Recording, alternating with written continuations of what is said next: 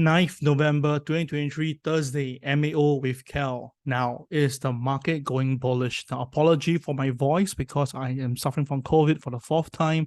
And honestly, I am not in the right condition to do this video, but still because of many people asking me about the market outlook and stuff, so I decided to go for it. Now, market bullishness is definitely one of the key highlights for today. And is Jerome Powell going to cut interest rate further? Now, the thing is this. I believe that Jerome Powell could be cutting rate very soon. I'll tell you more in detail later on.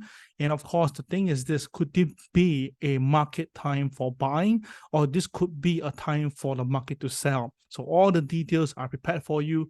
Let's go right now. Now, disclaimer apply as usual, and thank you, Ames, for the kind sponsorship. Now, first of all, the Nasdaq S&P 500 has started to going up again, right? Like the 7th to the 8th day right now. And as a matter of fact itself, for the last 40 years, the S&P has experienced only 2 instances of 7 days continuous rally after a 100-day low, okay? The first signal took place on March 20th, 2003, whereby the market was at the low end, and then the market started to recover, right, for 7 days. And that, of course, concluded the low of the market. So now the thing is this, now it is happening again, but we are actually near the high. So is this going to tell us that the market go to new all-time high very soon?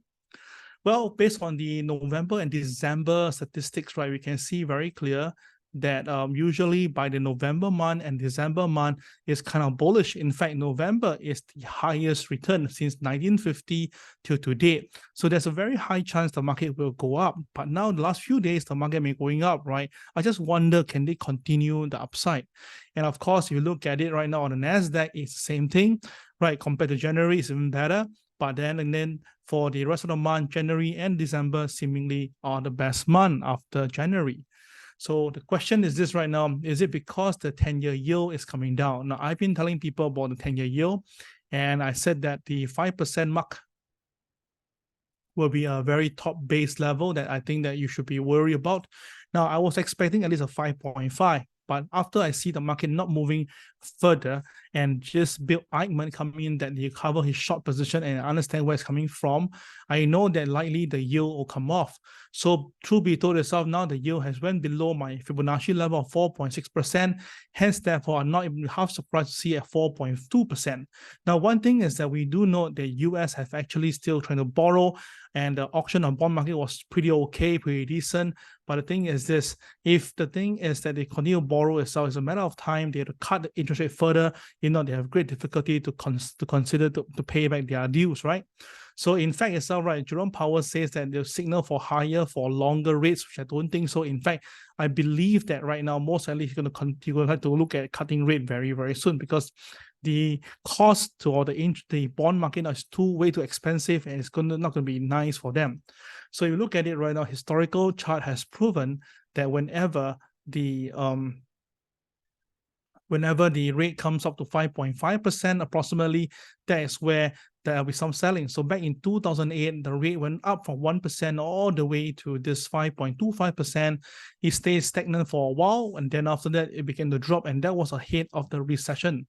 And we'll see back again, this is the same thing again, where the rate was at much higher, about 6.5%, and the moment when the Federal Reserve cut interest rate, we hit recession. So I believe that we are not too far away from recession. Probably the official one is in March to April next year, and the technical one should start very soon.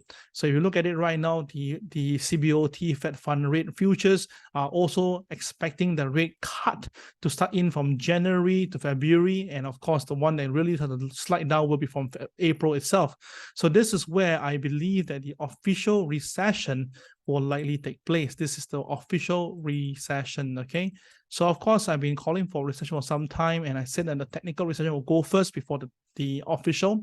So the technical recession, in my opinion, should be now, which means that the market is coming off, but then it's not going to be official yet.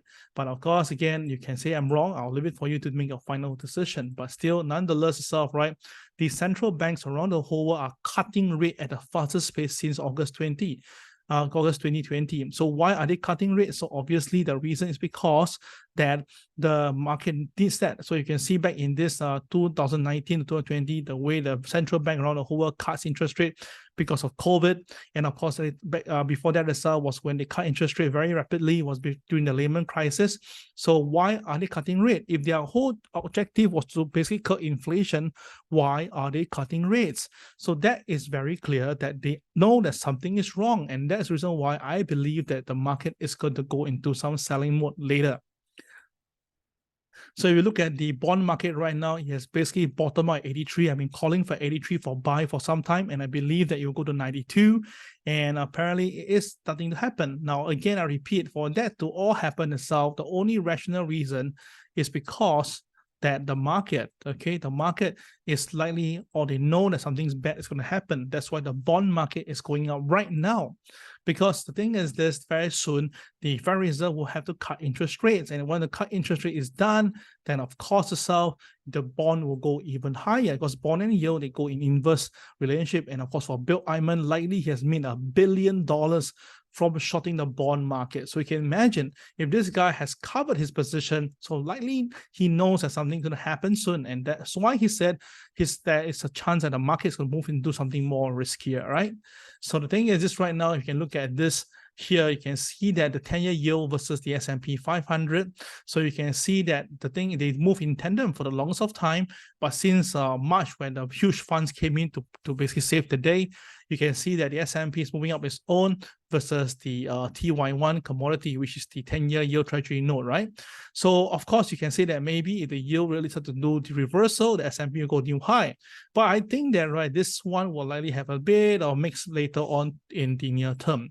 And in fact itself, right, there's a lot of officials say that they need more time to, assess the impact of the rise in yield, but I don't think so. In fact itself, I think that the yield is going to drop very soon. Now, of course, at the same time, the more important thing is that the FDIC take over. Sorry for that. The FDIC takes over the fifth US bank, which is the Citizen Bank. All right, this is really not a good sign. So more banks is basically following Chapter 11. And of course, that's why now banks are suddenly closing down customer accounts. So, and then the thing is this, there are about 110 banks are already planning to recall the US dollar. And of course, right now, Bank of America, Chase, and US bank system down as direct deposit system crashed. Now, I was wondering whether our Singapore bank has some issue recently. Is it because of the same thing? Now, I don't think so, but nonetheless, right, we need to be very, very careful. Now, one thing to note is that the US bank index has recovered from this 2450 level back to 2750. That's a pretty good run. But recently, the volume has been coming down while the bank index was going up. So I just feel that this could be a pump and dump exercise. As a matter of fact, I still strongly believe that it's a matter of time this will come back to here. Now, this means that the market current about 2250 level.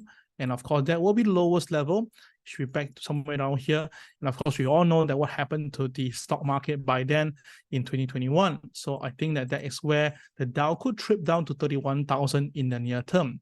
Now, of course, the US dollar is now also in the watch right now. Now, some people are asking me, Kel, it's the time to short the US dollar. Now, let me bring you through the whole thing. Now, using the 30-day moving average, you can see once the market basically breaks the 30-day moving average, the dollar will drop quite significantly.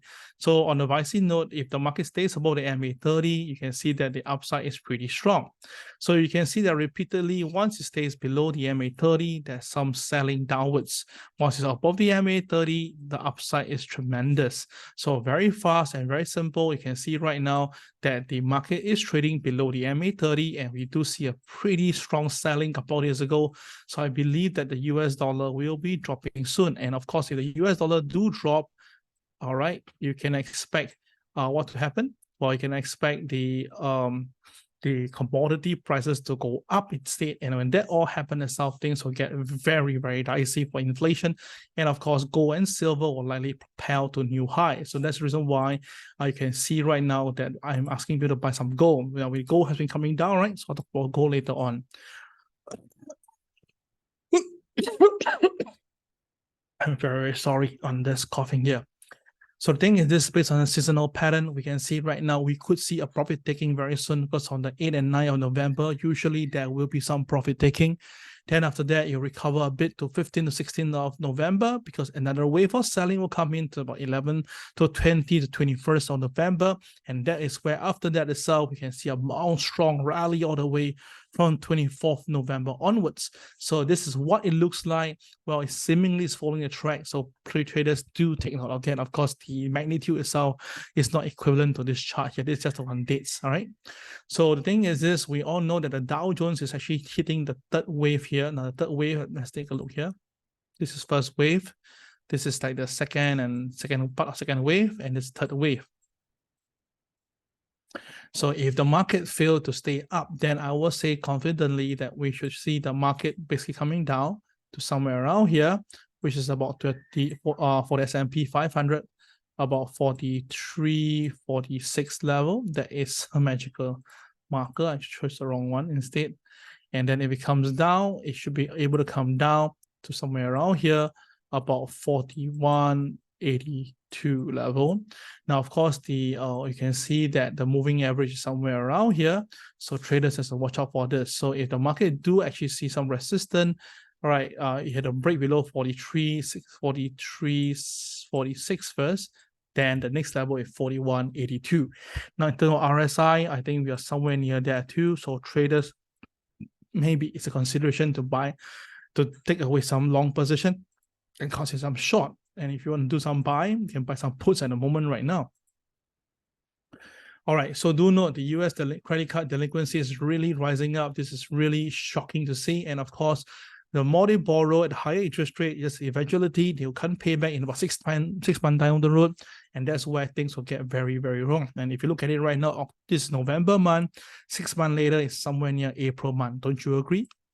So of course, you can see now with the credit card delinquency rising very fast. The last time we saw something like this was back in 2019, 2020, and then that was during this COVID time. Then again, it happened again back here in 2009 during Lehman Brothers time and so forth.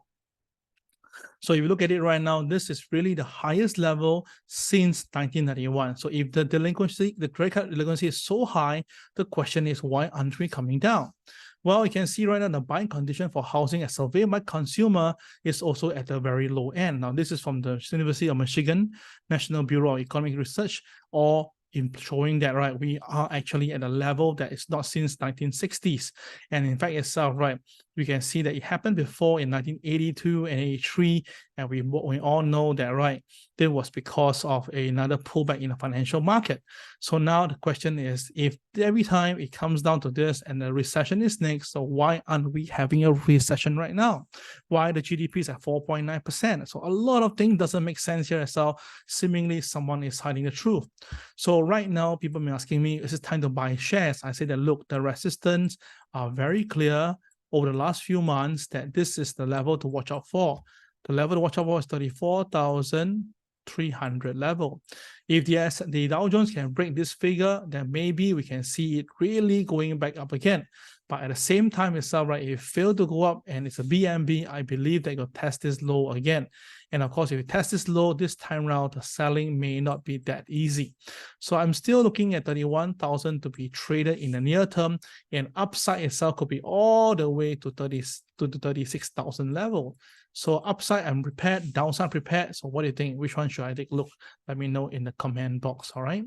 And of course, at the same time, this is the unemployment data. Now, every time when the unemployment data surpasses its 24 months moving average, you can see that every time when this happens, things will just go all wrong. For example, the pandemic in crisis, the COVID crisis. This one is a GFC itself, which is the global financial crisis, tech bubble, where the market go crazy about technology. And then we have the SNL crisis, double dip recession, stagflation, recession. So aren't we at the same level right now? If that's the case, of course, we may have a recession soon. So every time the unemployment rate has crossed the 24-month moving average, it marks the beginning of a significant deterioration in the labor market. And of course, when that all happens itself, right, things will get bad, because now the cost of US debt piles all the way to about $1 trillion. Now, this is really incredible, okay?